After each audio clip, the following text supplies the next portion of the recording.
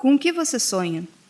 Seja dormindo, seja acordado, a gente sempre sonha muita coisa. Então a pergunta certa talvez seja outra. Você se lembra dos seus sonhos? Em 2023, um grupo de jovens artistas da periferia gravou um diário de sonhos. A iniciativa foi apenas uma das várias metodologias do Laboratório Criativo Pode Sonhar, projeto da Avenida Brasil, Instituto de Criatividade Social e Agência de Redes para a Juventude. E seu objetivo era expor, afinal, o que a cidade permite que esses jovens sonhem e como a cidade escuta esses sonhos. Vamos descobrir?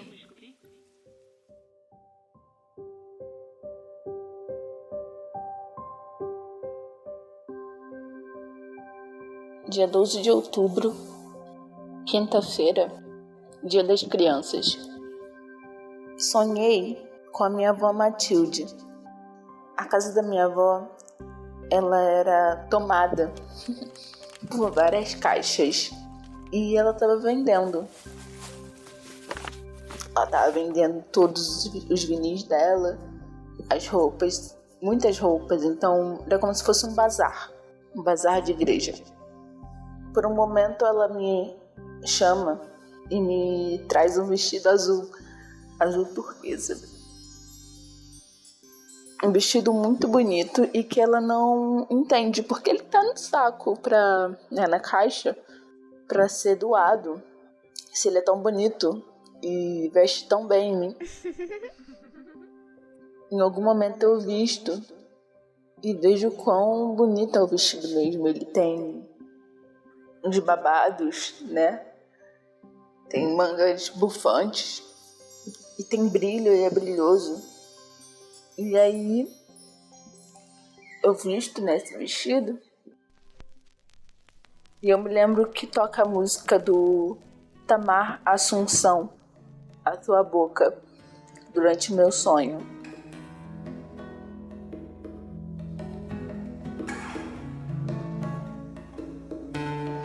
Eu danço com aquele vestido ao som dessa música.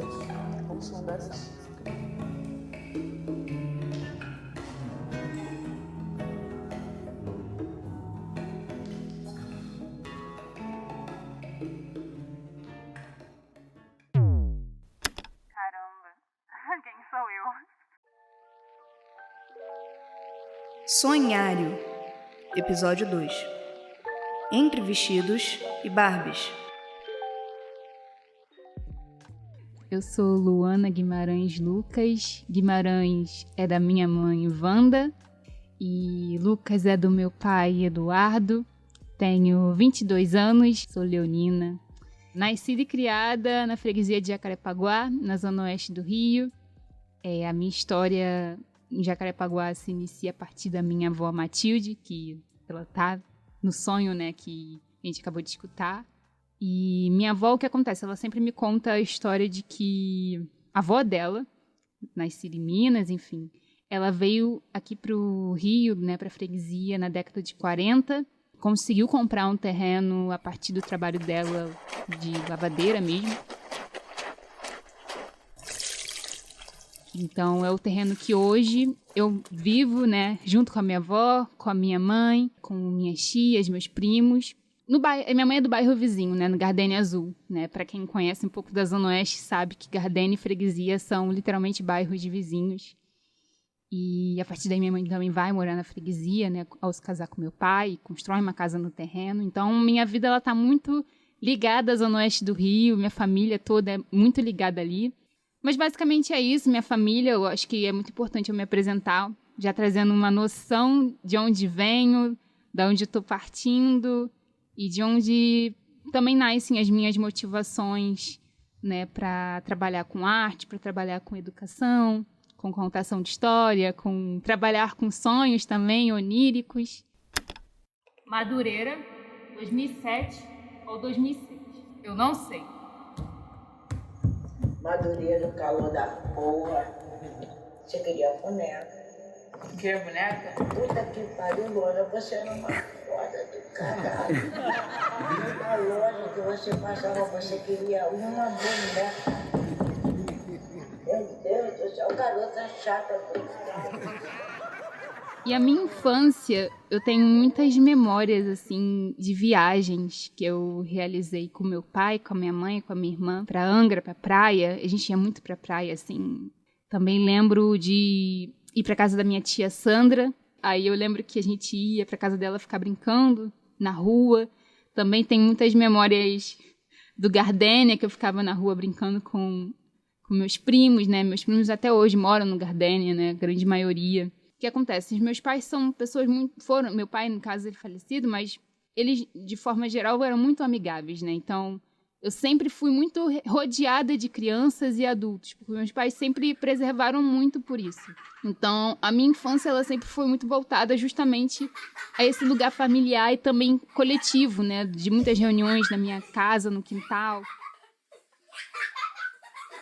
Eu fui uma criança muito criativa, fui uma criança muito curiosa, né? Sempre gostei muito de estudar, uma criança que sempre gostou muito de participar de shows de talentos, de sempre aparecer, sempre fui assim, né? Eu lembro da primeira vez que eu me apresentei na escola, que meu pai me ensaiou no quintal de casa, no quintal que a gente mora. Aí eu cantei a música do Legião Urbana. Meu pai era viciado em Legião Urbana, então ele botava todo final de semana, era a coisa que eu mais acessava quando eu era criança, Legião Urbana, e eu cantei no show de talento da escola. Eu sempre gostei bastante. Mas é minha família, então, tipo, é minha base. Tudo que eu idealizo, tudo que eu penso, tudo, qualquer coisa, eles acreditam muito em mim, no meu potencial. E que tudo que eu consegui até hoje, assim, que eu quero conquistar, que eu ainda nem sei que eu vou conquistar, eu sei que eu vou ter o apoio da minha família. Né? Porque eles acreditam mais em mim do que eu acredito em mim. Eu sempre fui muito incentivada pra tudo, assim. E que é isso. Eu me emociono muito falando dos meus pais, da minha mãe e do meu pai, principalmente, né? Dentro desse processo. Mas tá sendo muito importante. E minha família é muito importante pra mim, muito inspiradora. Minha avó Matilde é uma figura maravilhosa, gente. Assim, eu não posso chamar ela de vó. Primeira coisa, minha avó, ela tem uma síndrome de se achar novinha. Ela acorda todo dia, tipo, 7 horas da manhã, arruma o cabelo, faz a unha, super vaidosa, e quando dá meio-dia ela vai, não sei se posso falar, mas ela vai jogar no bicho e tomar cerveja no boteco.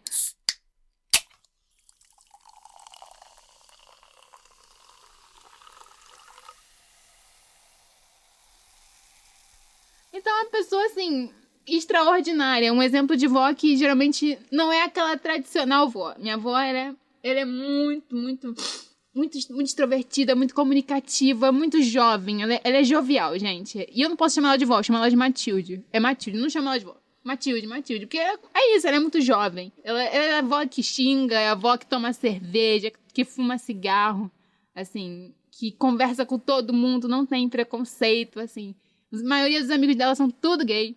Então, ela é uma avó maravilhosa, assim. Eu queria muito, realmente, que minha avó estivesse na exposição.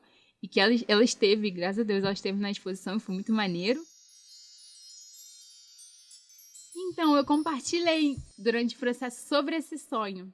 Que eu entendi esse vestido azul como uma forma de eu construir autoestima, de me sentir bonita, de me sentir sensual. Acho que tem toda uma relação, assim, com autoestima, porque na hora que eu boto o vestido, já entra a música, já tô me sentindo bonita.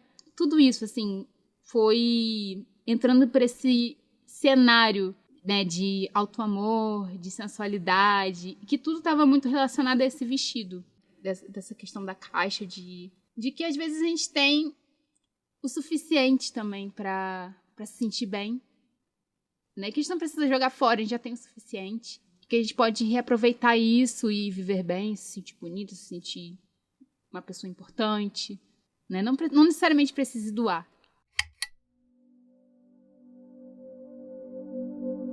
Eu fiquei encantada com o projeto, porque o Pode Sonhar pega as duas dimensões da palavra sonho, não é?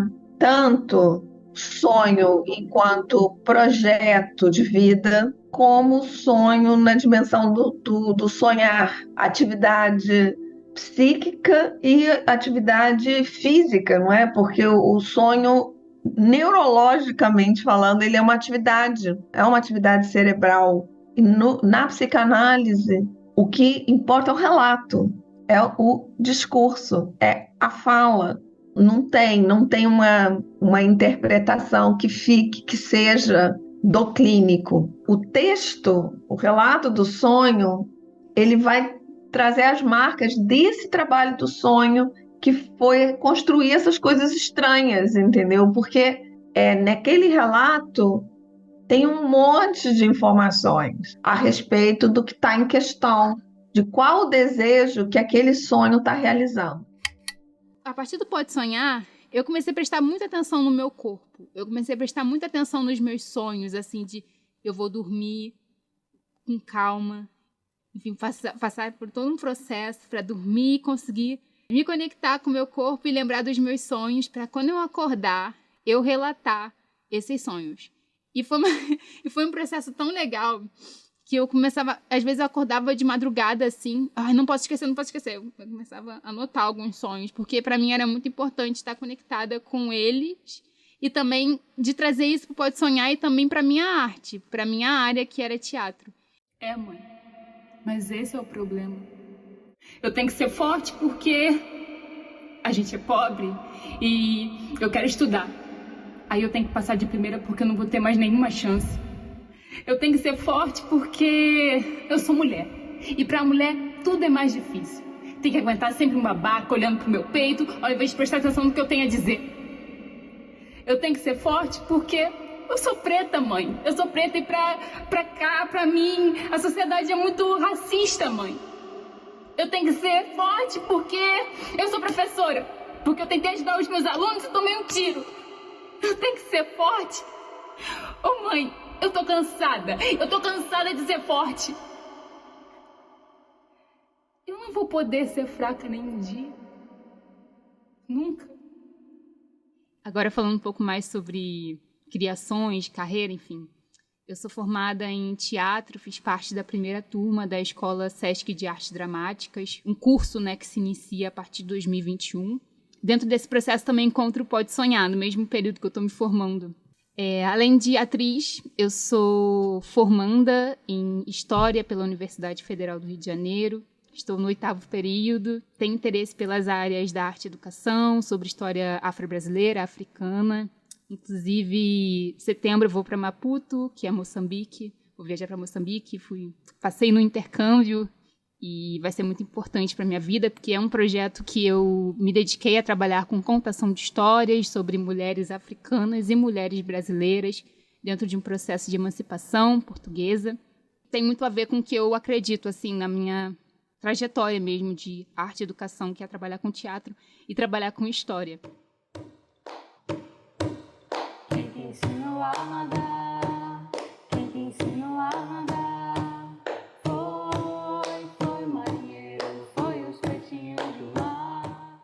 A minha entrada na arte, assim, que eu entenda, na adolescência, aconteceu numa viagem que eu fiz para Salvador em 2019. E aí eu voltei para o Rio querendo muito fazer arte, querendo fazer dança afro.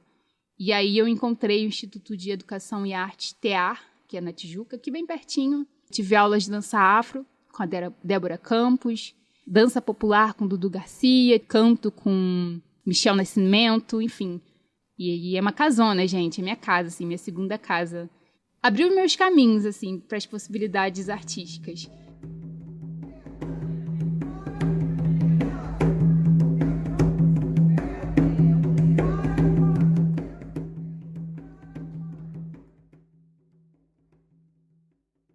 Em dezembro do ano passado, né, 2023, eu fiz a inscrição no intercâmbio, né, para Maputo, para Moçambique. Eu lembro que eu tinha conversado com meu pai, né, sobre isso, sobre simplesmente sair do Brasil e atravessar o oceano e ir para outro continente. E aí eu lembro que meu pai super apoiou e falou que eu ia conseguir tudo que eu quisesse. E... emocionada. Aí eu perdi meu pai no final de janeiro. Foi dezembro que eu fiz a inscrição e perdi meu pai no final de janeiro. E aí, um dia antes de sair o resultado que eu tinha passado, eu sonhei com meu pai.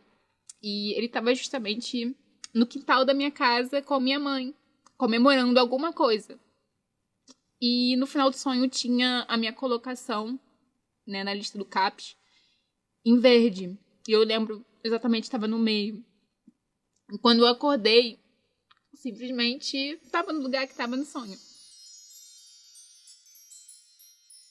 Eu tenho sonhado muito com meu pai, desde o momento que ele faleceu, né, que final de janeiro. E eu sinto que eu tenho me aproximado muito dele também, através dos sonhos. Eu acho que ele tem se presentificado na minha vida, apesar de estar em outro plano. Muito, muito presente, assim. Porque perder ele foi muito difícil, ainda tá sendo muito difícil, né? Mas que esse sonho, né, de Moçambique foi muito importante pra mim, assim. Porque é uma realização de um sonho que não é só meu, é da minha família toda. É um sonho de voltar para um continente que eu entendo, que eu consagro mesmo como um continente que é meu ancestral, né? E que quantos dos meus têm essa possibilidade de fazer o caminho reverso, né? Que é retornar para o continente africano. Então, muitas coisas estão acontecendo assim na minha mente e que esse sonho com meu pai, ele para mim foi realmente, ele estava em vida. Ele estava comemorando, ele estava feliz. Não sei de onde ele tá, enfim.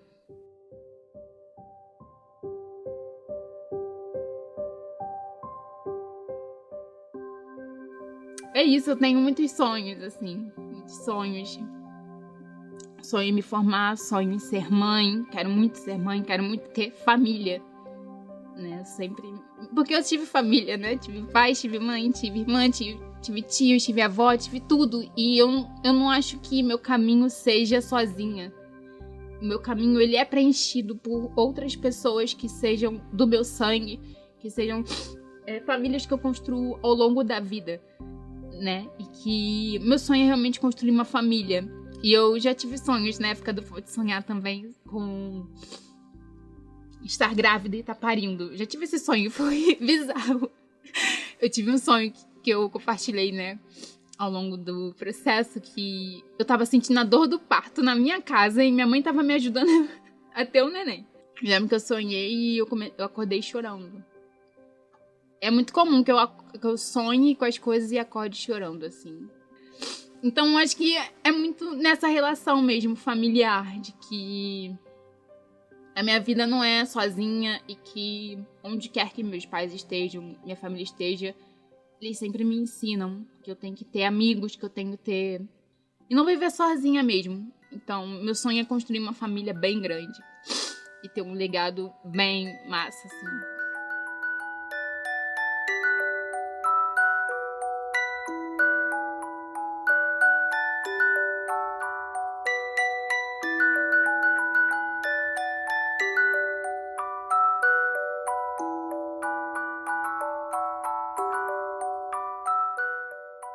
Tem o sonho também da Barbie, né, que eu compartilho e que eu achei muito legal, porque muitas pessoas se identificaram com a mesma história da Barbie.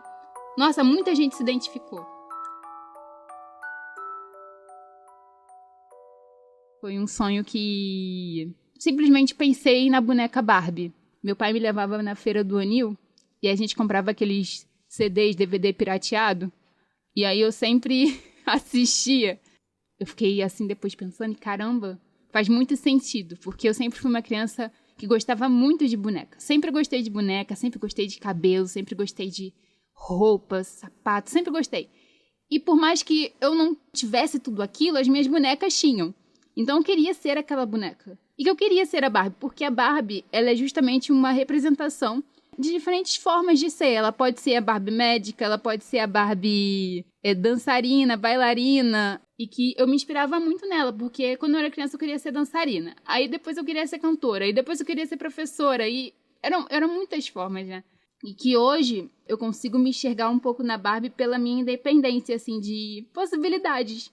Então são muitas formas, assim, de me enxergar, e eu acho que a boneca Barbie, né, pensando em sonho, pensando em memória, ela é muito presente na minha vida. Eu comprei boneca? Não, naquele dia não. Você já tinha uma porrada de boneca dentro de casa agora. Eu lembro que em relação de comportamento eu era uma criança muito mais pra dentro. Eu era uma criança muito mais triste nesse sentido de autoestima, de construção de autoestima. Eu não me sentia bonita. Eu não fui uma criança que me senti bonita, né? E que eu acho que justamente por causa do cabelo, ainda mais que nós, enquanto mulheres, crianças, meninas, o cabelo é uma das coisas principais. Não era, essa questão do cabelo, do cuidado do cabelo crespo, não era tão ressaltado, não era tão pensado, né, no início dos anos 2000. Eram poucas que deixavam o cabelo black power, assim. Eu lembro que minha mãe tinha uma certa dificuldade de cuidar do meu cabelo, de saber como deixar ele comportado, né? Acabou me levando pra relaxar o cabelo. Minha irmã também fazia relaxamento.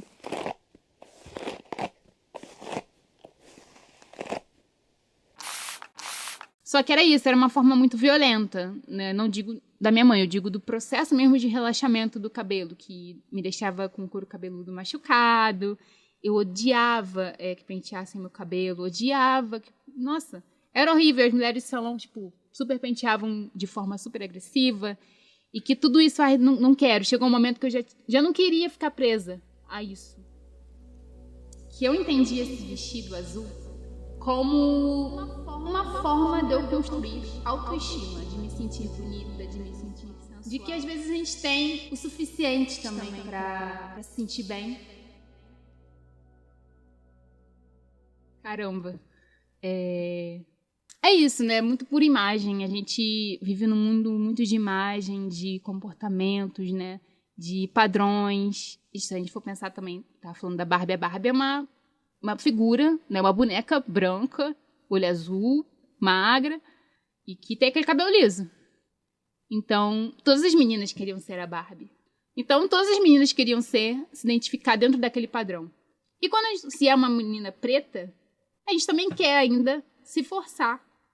Nessa sociedade embranquecida, a gente ainda é forçado a querer ficar mais próxima, porque a gente nunca vai ser essa personagem branca.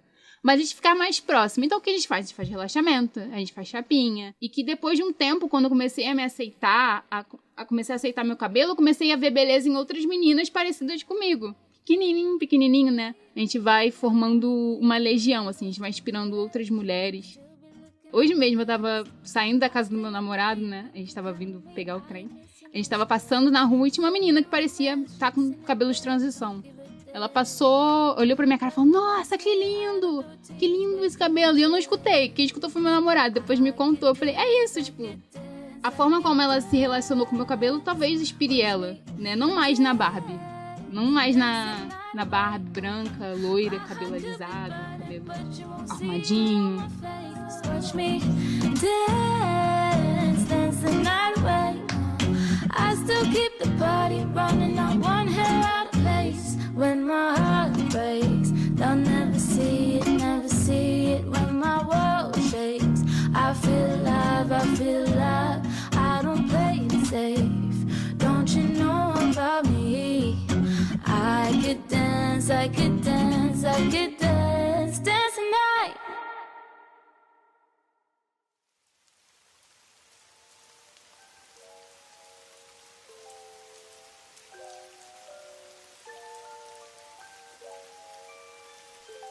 O podcast Sonhário é uma produção conjunta da Agência de Redes para a Juventude e da Avenida Brasil, do Laboratório de Podcasts Narrativos da UERJ, o LUNAR, e do Laboratório de Estudos da Imagem do Imaginário, o LABIM.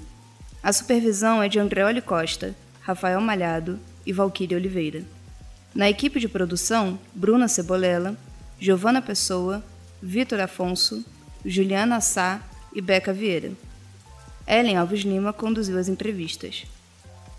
Neste episódio, você ouviu trechos da entrevista com a psiquiatra Silvia Jardim, além de versões das músicas de Itamar Assunção, com A Tua Boca, e Bianca, com uma versão acústica de Dance the Night.